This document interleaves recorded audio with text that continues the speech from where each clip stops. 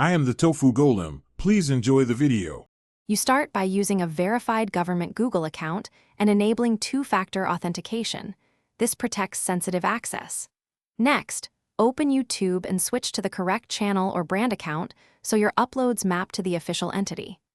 Once in YouTube Studio, immediately review channel settings and content policies to avoid later takedowns.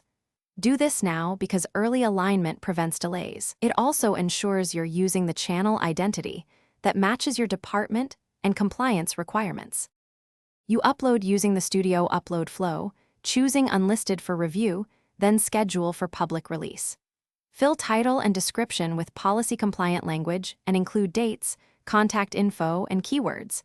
This improves discoverability and transparency.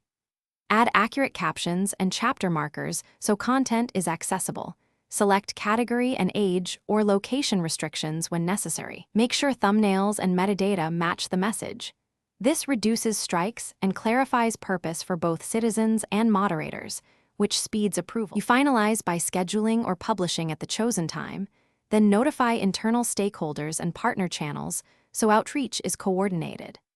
Once live, monitor analytics and comments for policy issues, and watch for copyright claims or age gating for the first 24 to 72 hours.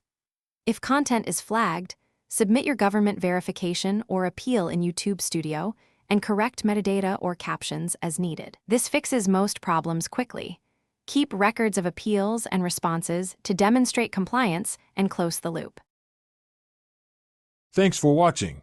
Consider subscribing if we helped you today.